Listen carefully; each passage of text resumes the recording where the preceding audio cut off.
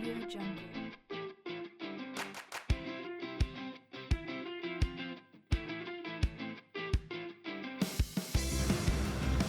Assalamualaikum warahmatullahi wabarakatuh. Halo teman-teman semuanya. Tahu nggak kami di sini mau ngapain? Jadi kami di sini ingin menjelaskan mengenai proyek kami yang berjudul tentang perencanaan absensi peminjaman alat lab elektro atau robotik prodi ilmu komputer di UIN Sumedang. Adapun dosen pengampu kami yaitu Ibu Sulindawati MKOM. Sebelumnya kami ingin memperkenalkan diri kami terlebih dahulu. Perkenalkan, nama saya Tengku Najil Aji, NIM 0701231008. Di sini saya bertugas sebagai ketua dan penanggung jawab dari proyek ini. Perkenalkan, nama saya Sultan Fabribowo, NIM 0701232050. Saya berperan sebagai penyusun laporan dari proyek ini. Audio Jungle. Saya Rio Rinaldi dengan NIM 0701232051 bertugas sebagai penyusun laporan. Audio Jungle. Saya Faryaldi Febran Saputra, NIM 0701233120 sebagai penanggung jawab video. Audio Jungle. Perkenalkan, saya Judika Ramadua, NIM 07012049. Saya bertugas sebagai pembuat database dalam proyek ini.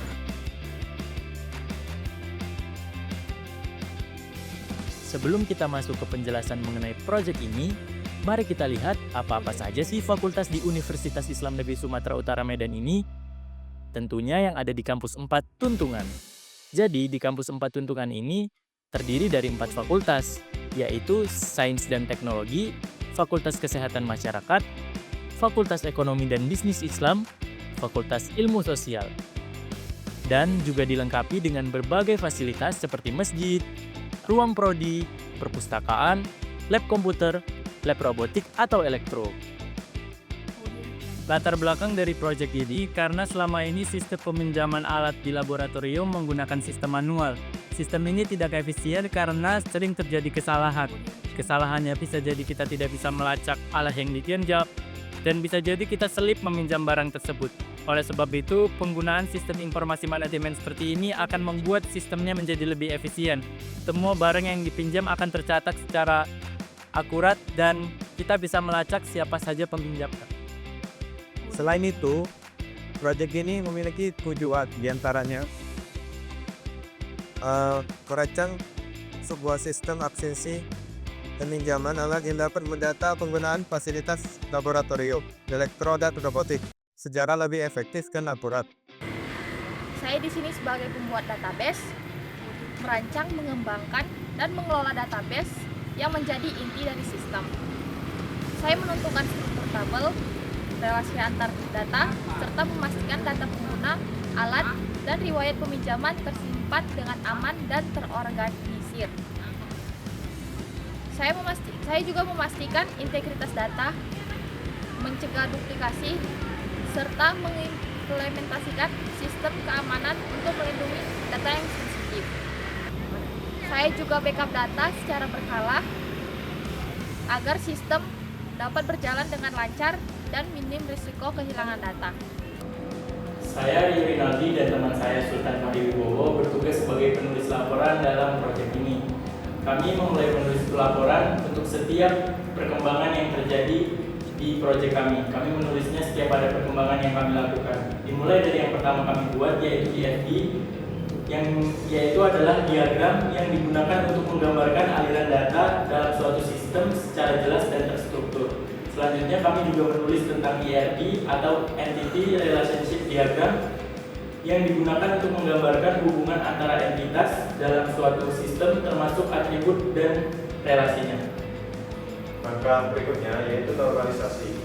Pada normalisasi database itu ialah proses mengatur data dalam basis data untuk mengurangi duplikasi data. Langkah berikutnya yaitu dengan merancang menggunakan tabel. Tujuannya ialah menciptakan rancangan ini berguna untuk memenuhi informasi yang berisikan kebutuhan yang pengguna secara khusus dan pengaplikasiannya. Dan langkah yang terakhir tentu dengan menggunakan flowchart. Flowchart ini akan berperan menggunakan alur dari proses kerja sebuah program. Di sini saya sebagai videografer dalam membuat proyek sistem absensi dan peminjaman alat lab elektrorobotik di UINSU Sumatera Utara. Tugas utamanya adalah mendokumentasikan mulai dari perancangan dan pengembangan. Videografer juga bertanggung jawab dalam mengambil video yang jelas dan menarik. Oke, baik. Adapun tugas saya sebagai ketua di proyek ini ialah yang pertama itu mengatur jalannya proyek.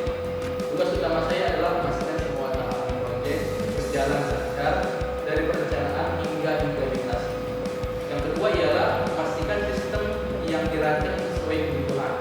Saya akan memantau desain dan pengembangan sistem absensi serta peminjaman alat.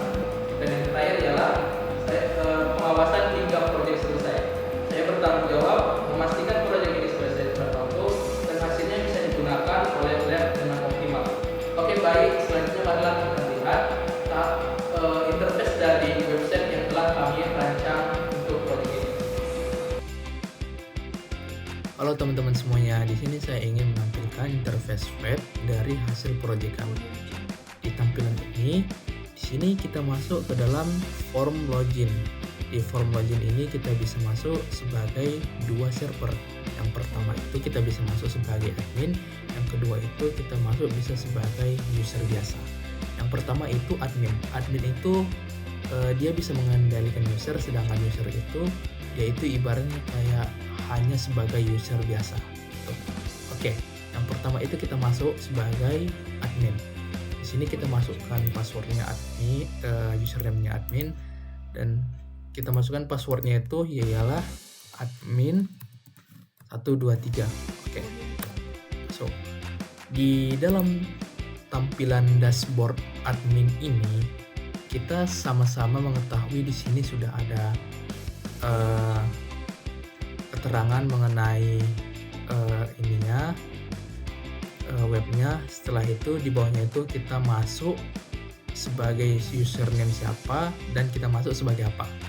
Oke, di bawahnya itu kita ada tampilan mengenai waktu kita masuk. Setelah itu di bawahnya ini ada 3 bagian. Yang pertama itu total alat. Di total alat ini kita bisa melihat ada berapa barang, ada berapa alat di dalam database kita. Setelah itu kita masuk ke total pengguna. Di total pengguna ini ialah kita bisa melihat beberapa pengguna yang bisa mengakses server kita ini. Setelah itu masuk kita ke transaksi alat. Di transaksi alat ini kita bisa melihat ada berapa transaksi alat atau alat, yaitu peminjaman atau pengembalian di dalam server kita ini. Oke. Selanjutnya inilah interface-nya. Oke, masuk kita di interface yang sebelah kiri ini. Di sini ada pilihan mengenai home, ada pilihan mengenai data alat, riwayat peminjaman, laporan, manajemen user, profil, dan sign out. Di sini kita masuk sebagai, di sini kita pencet data alat. Di data alat ini kita bisa menambahkan data alat. Contohnya itu seperti nama alatnya itu resistor 1. Nah, stoknya itu kita bisa masukkan ada berapa stok. Contohnya itu 100. Tempatnya itu kita bisa tempatkan di mana gudangnya. Contohnya itu di COM network. Di COM network ini baru kita langsung klik save. Otomatis dia masuk ke dalam database kita. Oke, di tampilan di action ini kita bisa melihat history. History ini mengenai history riwayat alat.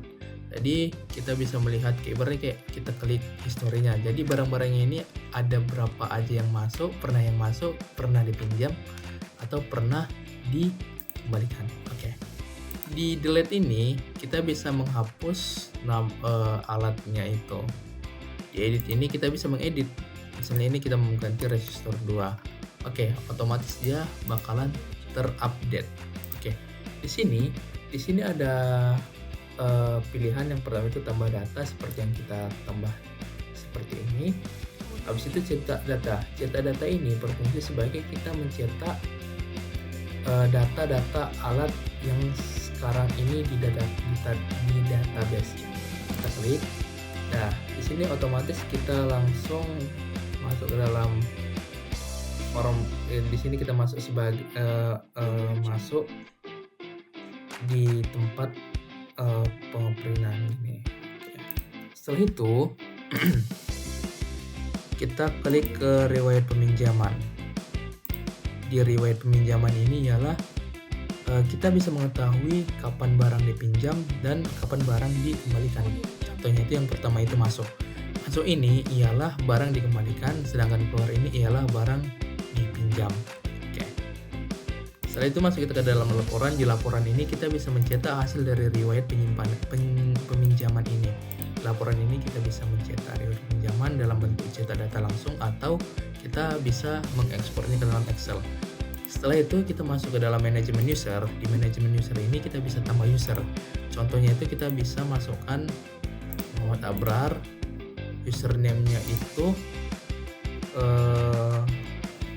Abrar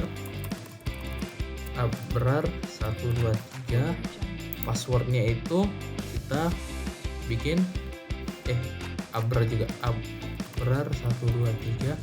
Kita bisa menentukan levelnya, dia ditambah sebagai admin atau user. Contohnya itu kita klik user. Oke. Setelah itu kita klik simpan, otomatis di sini bertambah. Oke. Di profil ini kita bisa mengedit profil kita. Oke, di sini kita bisa mengedit nama lengkap, username, password baru. Tapi di sini kita tidak bisa mengganti level karena sudah tersimpan datanya di database. Oke, inilah dia ini server untuk admin. Bagaimana dengan server user? Oke, masuklah kita ke dalam server user. Di server user ini kita masukkan dulu username-nya sebagai user dan passwordnya sebagai user. Oke. Di tampilan ini sama seperti di admin, dashboardnya itu sama seperti di admin. Hanya saja di sini tidak menampilkan manajemen user karena dia ini tidak bertindak sebagai admin gitu. Oke. Di menunya ini pun terlihat sedikit berkurang karena di sini hanya ada stok alat, riwayat alat, habis itu profil. Di stok alat ini kita bisa kelola. Di sini kita bisa pengembalian atau peminjaman seperti gini. Nanti setelah kita lakukan, otomatis datanya itu akan tersimpan di sini seperti yang di admin tadi. Oke, setelah itu di profil ini pun sama juga. Kita bisa mengedit profil kita, nama lengkap, username beserta password baru kita. Oke, demikianlah penjelasan mengenai proyek kami. Apabila ada kata-kata kami yang salah, mohon dimaafkan. Saya akhiri. Assalamualaikum warahmaullahi wabarakatuh.